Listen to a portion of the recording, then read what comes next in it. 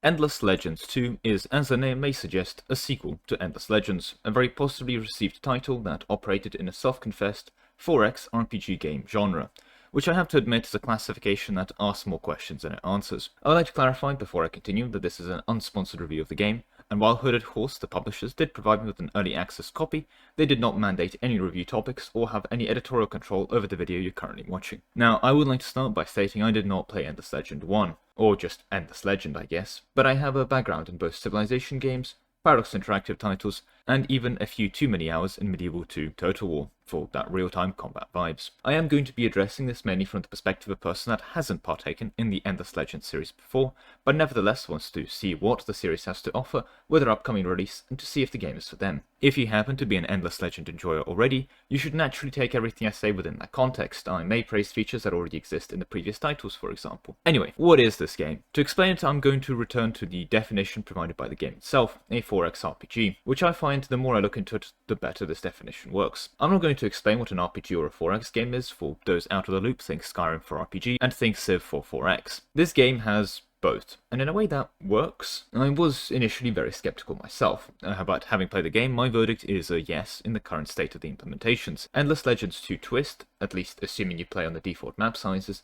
is that everyone starts on their own island until around turn 30, where you get the Tidefall event and the global sea level dips, giving you access to more land, as well as to access to your first adversaries. Tidefalls are kind of the defining twist of the campaign, marking the progression of the game as they also reveal more advanced resources necessary for later buildings and units, as well as naturally revealing more land and new enemies. Before they happen though, you are hit with a Monsoon Plus event, which, unlike real rains, reward aggression and make attacking easier. Because of course, I would love to invade my neighbours in heavy rainfall, as compared to sunny weather.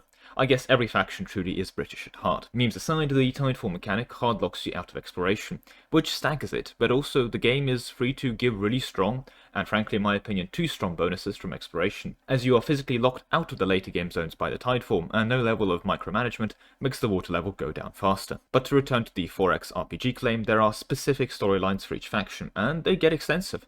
I've enjoyed them so far, and the RPG mechanics are seen through the hero leveling systems, and gear loadouts, which are not too dissimilar to Warhammer Total War general progression. Regarding the City Builder 4X game, it's there and is done well. It is a good underlying system, which if I had to compare, I would say take most inspiration from Civilization 6 out of every Civ game. Both systems within my playtime have done well, but I have to warn you, to like this game you have to like both RPGs and 4X strategy games. But heroes are not strong enough to Warhammer Total War style carry entire battles and have 1 versus 30k solo campaigns. You need to keep your tech and industry up to gear to field armies and wage war. Meanwhile, the exploration rewards are strong, if anything I'd argue too strong again, but what it does mean is that ignoring exploration and even some of the RPG quest elements puts you at a really big disadvantage, because you scale slower as you don't have access to those generous rewards. What I've seen so far on both fronts is quite impressive though. Now, it is hard to give a numerical score to a game that's not even not released, but not even in early access yet, as I'm reviewing a influencer early access version. But what I've seen so far outright demands a very positive outlook from myself. And with that said, let's get into some of my saves. So here I have a turn 95 save. This was one of my, I wouldn't say first campaigns, but one of my few earlier starting campaigns, if that makes any sense. So this wasn't anything that I had like pre-planned and overanalyzed for 500 hours. I was still very much learning the game. I hadn't seen the tech tree before. So this was again one of my first attempts at playing the game as normally as possible. So I'm not like overanalyzing every single step. Don't worry, if that comes later, it wouldn't be a lemon cake video. I am playing the King of Sheridan, that's these chaps over here, and as naturally known, I'm not aware of what I'm doing, that's a given. One of the things I want to quickly mention with this faction that I quite enjoyed is they have a zeal mechanic, which is based on the fortification level of your empire. So as you build more fortifications, the zeal level levels up.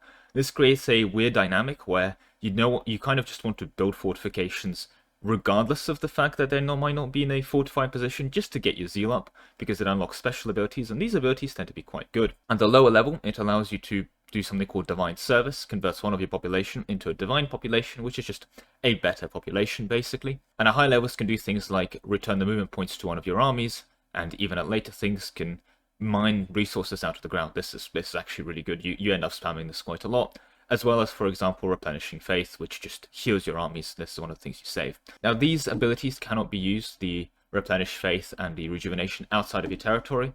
The idea is, of course, is that you're meant to be a strong defensive nation, but nothing is stopping you capturing new territory like this province was, and then immediately popping the ability, which was very helpful, because I guess you're now very good at defending the territory that wasn't yours 5 seconds ago.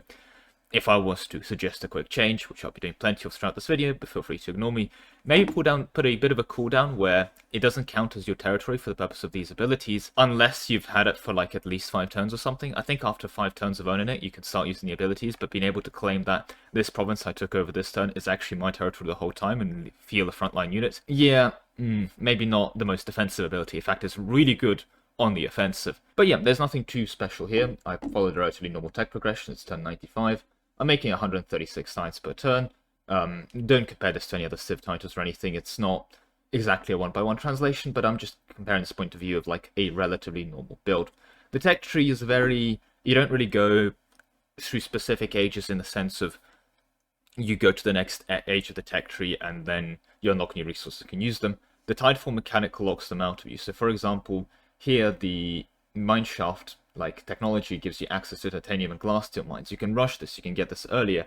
However, if we take a look outside of the tech tree, the actual resources I'm mining and will be using are here, and this was a province that wasn't available before the Tidefall happened. So I could have got the technology, but there would have been none of these resources to mine. And there's more I can even see preemptively. There'll be more special resources that I have to wait till future Tidefalls to access. So tech rushing is good, but not as amazing as you think it is. One of the weirder nations of tech rushing, and I'm going to mention this, is that to go to the next age, it's not about the technologies in the previous era, it's your total technologies researched. And going to the next age is quite strong, providing extra bonuses to the number of chosen units. That's like your best units in the game, basically, how many you can field, giving you extra stunning experience on units, but also increasing their cost. Extra city caps, and we'll talk about that later. Unit slots for each army. Like basically, these base abilities are actually really strong and worth rushing, as well as certain technologies are also really good to get early. For example, the Iron Games technologies gets you a new hero draft. This is really strong, it just gets you a new hero out in the field which you can start leveling. But the problem, of course, is that to rush a tech tree is you do the opposite of what you do in normal games. So to normally rush forward in the tech tree, you'd follow one tech path. But because to get to the next stage you want to just research technologies, to rush a tech tree involves starting in your first level text, researching technologies you need to unlock the second year, getting a couple keystone techs in here like the Iron Games, maybe getting Mineshaft, Celly, whatever, then going back and filling out the previous tech tree, and then filling out this tech tree, because obviously in each age the tech cost increases, but the consequence of that is the previous age techs are cheaper. So if you're trying to rush the tech tree, you just want to fill out the tech tree, meaning that you're going to pick up techs you don't necessarily need. Like, I do not need bridges in this campaign, but I've still researched them because it's a cost 52 technology. So it's just a interesting implementation, and I'm not sure I'm inherently against it. I don't think I'm even mentioning this as a negative, but it's something I wanted to mention because it certainly exists. Another big change, and I'm not sure if this is an Endless Legend specific or if this is an Endless Legend 2 special, but settlers don't work. Basically, units are able to found camps, and this includes your first turn 1 settle as well, and these camps you're then able to turn into settlements through spending more influence, and obviously the more provinces you have, the more this influence cost goes up. It's not an inherently linear process in the sense that obviously districts provide influence. For example, here is a forum that specifically works at providing influence, for example, so it's not like it's just a flat you have X amount of influence per turn, have fun with it. As you can see, I was very much in this campaign realizing I need influence and started really spamming down a lot of influence jobs. For example, look in the population here, in terms of the people working, you're going to see I'm working all of the scribes jobs, which are the influence ones here. And the rest can be said for the majority of my other settlements. For example, in here, if you look at my population, I'm working as many scribes as I possibly can, because I really need influence. In terms of the game and its inherent features, one of the things I really did enjoy, and I have to say, is the manual fighting of your armies. So for example, here as a hero with some chosen and some infantry units, you can also auto-resolve, and I would recommend in some cases auto-resolve I tend to find is a bit generous compared to what you can even achieve with optimal fighting yourself, so auto-resolve is good. However, the actual fighting, removing the optimal arguments over auto-resolve can give you a better result, I find it's quite fun, and I would suggest actually fighting yourself, because I find it enjoyable. Unfortunately though, I am probably not the best person to review this in the sense that I am a tryhard, so given a game like this, which I start to learn the mechanics of and start to read into, I am unfortunately for our dear, well, Aptitude Studio going to start reading into it and looking at mechanics. And I'm going to highlight immediately one building that I didn't build in this run, but I realized exists and made my tryhard run around. Namely, in the Second Age, you build the Hand of Garin technology, which gives you a couple bonuses, but more specifically gives you the Legionnaire's Workshop. This is an upgrade to a fort. It's quite expensive, as you can see, it costs 400 production, which is a pretty decent chunk of production. For context, one worker by default on a production tasks makes 4 production, and a upgraded production district can make 10 production, so 10 production is a decent chunk from an industry district. But after being quite expensive for 400 production, this Legionnaire's Workshop gives you +5 industry, and +5 industry for each adjacent district on district. Now, my understanding and my clarification is that final ability there is meant to be +5 industry for each adjacent district to the Legionnaire's Workshop, which means that at the best case, because it's a hexagonal game, if we go out of this menu and say we put down the Legionnaire's Workshop on this tile here, it would be adjacent to 6 districts, and it would gain the aforementioned bonus of +30 production. That'll make it pretty good. As you can see, this is already a manufacturing district, and if we lock the tooltip, by the way, shift to lock tooltips, I need this in my life. This is incredible, this is great. Amazing feature right on here, an immediate +1 to any game rating. Just being able to lock a tooltip with shift is amazing, but I'm being distracted. As you can see, this production industry is getting 10 base from its default, and it's +2 from some dense forest around it, and +1 from the default like tile. So 15 production's a lot, and so getting 31 from a max adjacency bonus would be really good. But as you may have noticed, because I pointed it out, at the moment that's not what it says. It says +5 industry for each adjacent district on district. Because what this actually does, this is another save I played of the game for the record. Again, all saves here provided are my own gameplay. It's just another campaign I was having here. I've had a bit of a skirmish with these chaps over here. I'm currently a bit busy re-educating them, shall we say. We'll go with that. Anyway, re-education aside, I was putting down forts because I was trying to get my zeal up to start accessing some of the more advanced abilities. I've learned the game enough at this point. And so in this settlement here, which is certainly on the back lines and not really in the middle of combat or anything, I put down this fort and I was like, I don't really need this as a fort, so I want to see what this fort can do. And it had this upgrade I had access to, the Garen's Workshop, and as you can see, it gives me +100 production. Why does it give me +100 production? That seems really strong. It's not adjacent to 6 districts, it's not even adjacent to, well, 20 districts, it's adjacent to 2 at the moment. What's going on? Well, as you may have managed, and let's just buy this district outright, and let's take a look at something like this district here, which has got 2 production. It's now got 27, and that's because it's adjacent to 5 districts. Because this building gives you +5 production on every district that's adjacent to another district. Which means you've suddenly turned a trading post into the absolute boom of productivity. Of course you have. Now, this isn't the only district that's slightly broken at this point. This is absolutely unintentional. I've spoken to the devs about this already. I'm assuming they're going to get it fixed, at least I hope so, because you can basically turn every single district you build into a production powerhouse, and this has naturally bad consequences for the game balance of the, well, game. Garen's Rest, at the moment my capital, which has one of these buildings, is currently outputting 193 production per turn, and the productivity of these households is far exceeding the productivity of a blast furnace, even though the blast furnace is also just really good right now, so yeah. And, well, I mean, I had to show it off, right, so I decided to do a campaign where I basically sped run, set up the Garen's Workshop, and see just how far I can push this game. So let's load up the turn 100 flex. This was my final campaign, and as part of the challenge run, as it were, I also make sure to not go over city limits.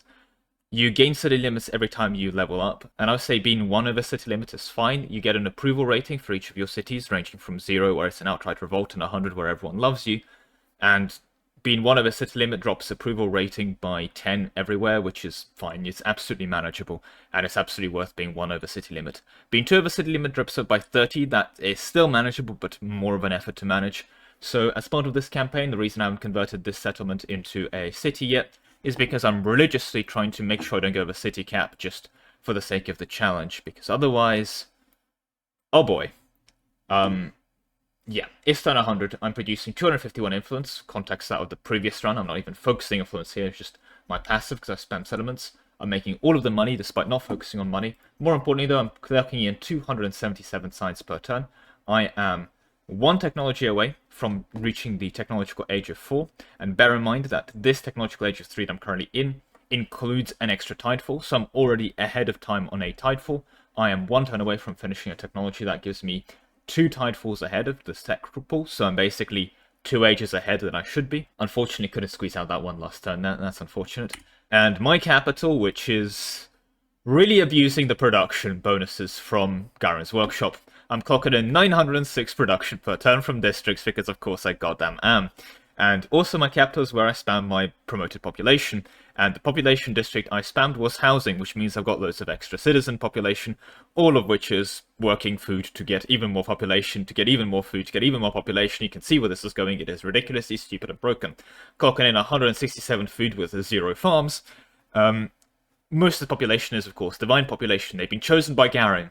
Chosen to do what? You're right, get onto the farm fields. Completely and utterly broken because, of course, I'm abusing a broken ability. This is probably why I'm not the best person to test stuff, and yes, I'm taking this opportunity to show off. Woo. This is naturally just also really stupid because if I want to turn around and I want to go, by the way, this ability is great. Say, I want influence now. This prints me 82 per turn. But I'm not getting it from people working. No, see, the consequences of my actions are severe of this discovery. I can spam basically any district I want. So let's take a look at this district here. This plaza has a unique upgrade giving you plus 0.1 influence per fortification level of the city. Again, already observed. And there's not much stopping me just making this entire fortria into one glorious fortification structure worthy of Mordor. Every single one of these buildings is a fort, so spamming fortification level, so spamming out 64 influence per turn.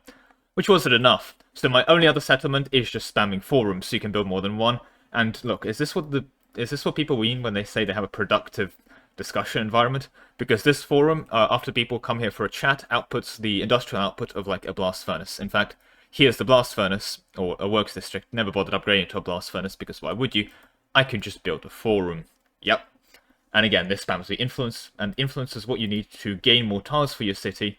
As you can see, these cost influence. To build more forums, to get more influence, you can see where this is going, and to settle new places. I have some enemies of the state in this in that environment, so I've set up a bit of a defensive blockade with my units over here to make sure they stop being enemies of the state.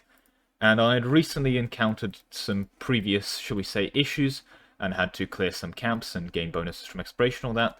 So I have my, shall we say, cavalry chaps over here coming up the rear after they finished dealing with all of those issues. But anyway, I digress.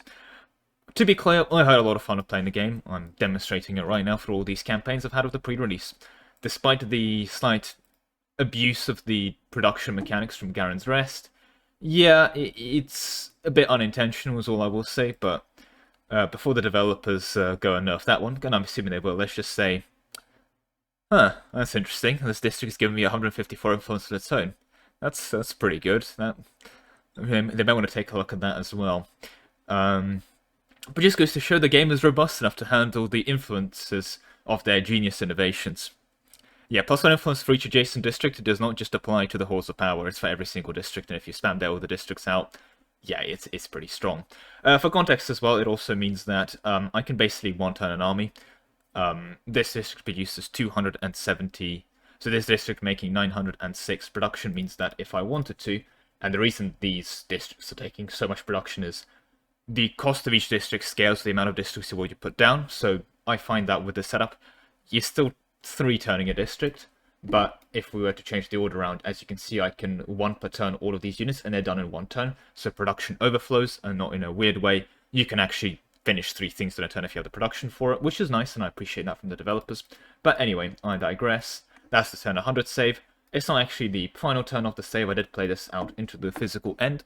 So at the moment, they've not implemented any real victories in the sense of, again, it's a pre-release build, but they are giving you a score victory. And as I realized, as part of that score victory, military score really dominates this. So kind of realized that a bit too late. And I kind of wanted to keep going and see how ridiculous I can be.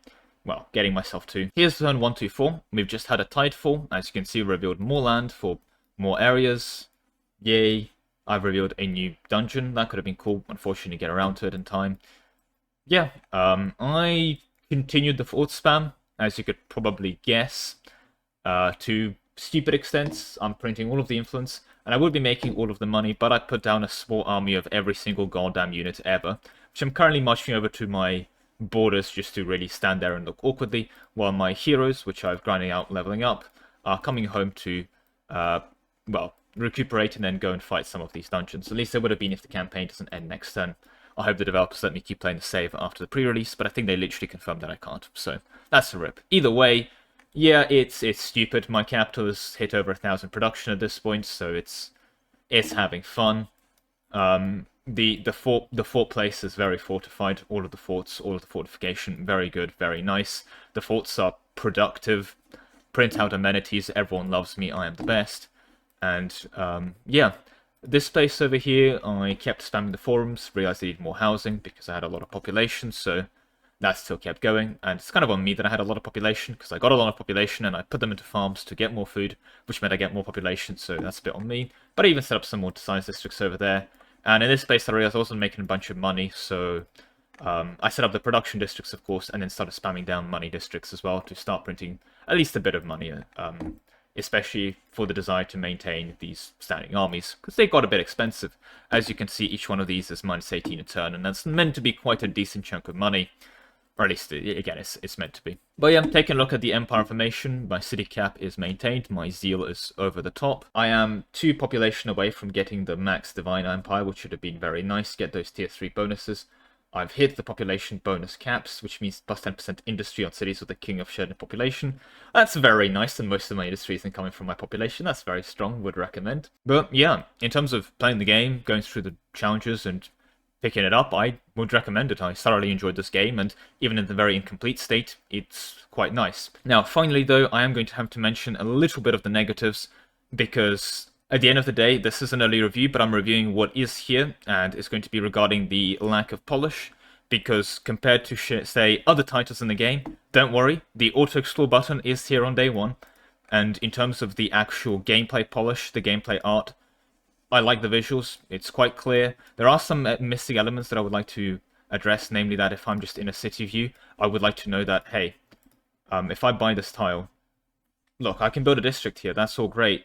I have to go and hover over a laboratory to see that it gives me 20 production and stuff, or like the farm gives me 5. Some kind of preview of a build of what each thing would give me would be nice, for example. And I don't know if I need to be told the information of what my districts are currently telling me, which, okay, granted, I can turn that off. If I turn off tile yields, to get an even prettier view of the game, I guess, but I digress. I think it's a choice of priority of information. I think it can be prioritized slightly better. And one of the things I will want to again mention is that naturally things like auto-explore is in the game now, don't worry. There is a lot of polish from a gameplay point of view. I have to review what is in front of me, and I will say that there are quite a few cases where there is just missing localization in many places, and I think that's only the real bugs I've encountered. There were a couple also things that were bugs, like end turn that wouldn't end turn, but every single one of those cases I managed to fix by just restarting the game. It's a bit annoying, but it's something I'm going to have to bring up at the moment. That sometimes you have to restart the game to get it to work, which is certainly not a positive, but something I'm going to have to preemptively mention, because if those bugs are not fixed by the time the game is released, I don't want to be saying that, oh, why don't you tell us about that? In the current version of the game, I'm hopeful they get resolved, but that is a case for it. And more importantly, and I guess less importantly if you're purely focused on the gameplay, but again, it's an RPG game, there are elements of missing localization throughout. And I think throughout is probably actually the wrong term to use. Most of the localization is here, don't worry. Like, if I take a look at some units, I'm not going to encounter missing localization just 24/7. However, when it is not missing, it can be annoying, and certainly in cases where you kind of want to see localization. As an immediate example, and I've told the devs every single time, so they probably don't like me at this point, because I'm just paying them, oh, by the way, you have missing localization. For example of what I mean is during a quest choice, one of the options I can get is a free technology, which I will take just for the tech progression, but I would like to know what conscription actually does, apart from technology underscore description underscore militia underscore 01 underscore description. I read that out wrong, but you get the picture. And it's not the only thing. For example, another quest technologies that you can see on screen here from my screenshot. Technology underscore district improvement underscore money underscore 01 is surprisingly helpful. I've gathered it's an economic technology. That's good to know. I also know it's a district. Unfortunately, I would like to have a milder clue of what I'm looking at, and that's not something that description provides to me.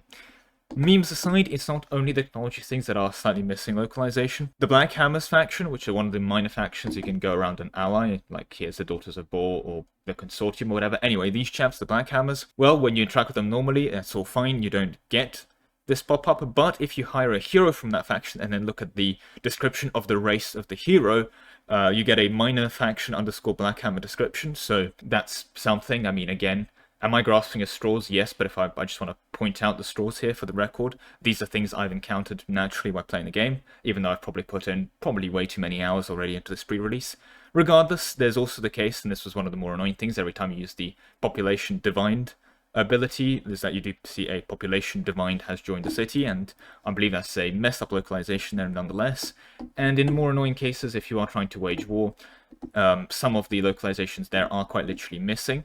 Now, one of the things I've learned is that the VLC media player traffic cone indicates that this is localization they know is missing and are intending to fix. Doesn't help me in this case, because description of Ray's army action, I mean, pretty self-explanatory, you're raising the building, but it is still missing, so yeah, that's just another thing to point out. And very finally, and this is less of a localization issue, it is the one time I had a genuine issue with game stability. In the middle of a manual fight, I started the manual fight and realized I messed up, so went to load an autosave. Unfortunately, loading that autosave failed and I got this exception, and I actually kept getting this exception every time I tried to load the game. It was not very helpful, and I was a bit worried I'd lost my save, so I went to reach out to the devs. Unfortunately, at that point I'd also left to go get some food, which meant that when I had returned, I had closed the game and reopened it, and relaunching the game solved all of those problems, so there you go. I guess I've figured out that we run on the Unity engine, so make of that what you will. That's a lot of zeros. But yeah, I mean, maybe the main takeaway is to not give the game for meat testing. If it's a good game, I will spend like 50 hours of playtime in the pre-release, finding exploits and ways to break the game, and to some extent, I believe with this build I certainly did. However, in terms of enjoyment and actual fun, yet again, I want to go out of my way and commend it. It was a genuinely enjoyable time, and one I'll be coming back to, especially with the early access coming soon, which, I mean, might even be out by the time this video is out, as well as the actual release of the game. At the moment, there are 2 factions to have access to. I've played 1, and I'm looking forward to see what more I can get from them. So, yeah. Now, naturally, also, I am more of a Civ player. I have focused extensively on the 4X part of this game, which I did enjoy, but in terms of the more adventurers, well, I'm looking at old saves, so it's a bit hard for me to show, well, this was a really good quest line, but I can go show my over-level ranged hero at the moment. He's got a couple nemesis, because he's killed a whole bunch of these. He's been kind of solo defending the Empire at this point, and he's got everything dumped into intuition, because the way that these skills work is they add extra damage per intuition skill, and all of these skills scale with intuition, so basically he's over-leveled, and yeah, becomes really strong. For example, Guerrilla Tactics gaining crit chance per intuition. This is already plus 22%. I want to see if I can get 100% crit chance on this guy. This hero is also rather unique and one I enjoyed because he is a very uncommon combination of hero. So he's a ranged sharpshooter character, but he's a tank ranged sharpshooter. And so he's not great at the actual sharpshooting thing, and obviously not the best tank, but he makes it a very good skirmisher as a hero because he's able to trade quite well with other archer units who tend to be less tanky than he is. And because he trades well into the tankiness factor, he's able to keep dishing out damage still. And if you build for damage, you basically have a pretty survivable ranged unit. It's not the most common combination, because obviously ranged units, you tend to keep them at the back and out of harm's way anyway, in terms of normal combat, but I think it's a relatively unique implementation of having this ranged hero. And again, to showcase the RPG things, on top of the already mentioned quest lines that you could see granted through the Broken Quest tree, biographies, hero traits, counselor traits, if you put him on the council, and you can go pick equipment for him and stuff. I really didn't bother because I don't use consumables, although I should be. These things are really strong. And unfortunately, in this run specifically, which is a shame that's the one I've shown off, I got loads of hero equipment, not for this hero class. So he's still using his day 1 bow and his day, like, this isn't his day 1 armor, this is a armor I still found, but, you know, basically pretty bad gear. But yeah, that's the RPG elements of it. And you do kind of want to play this minigame, because if you don't, you're going to be weaker off. I am, of course, still fine, because I did exploits here. Well, I'm not saying exploits, unintended deployment of game mechanics to get 37 production on a fort. But I digress again. To mean that I can just spam out a billion units and not need to worry about that. But yeah, that's that. It's a cool game. I'm looking forward to see what they do with it more, and I'm more than happy to recommend it in its current state. But with that all said, that is going to be all the time I have for today. Thank you very much for watching. With a special thank you to my channel members, especially Ark, Solar, W Haste, Seleman, Star72, Lord Zendikar, Nick Fassbender, Nanhatan, Nick Huss, The Awesome Rabbit, Best Pro Gaming, Grandma Flavia, Connor, Andrea Salberg, Decky, Sov, Mobkiller, Anthony35, AC Napo, Glorious Leader, Zerkis, and Mr. Coomshock.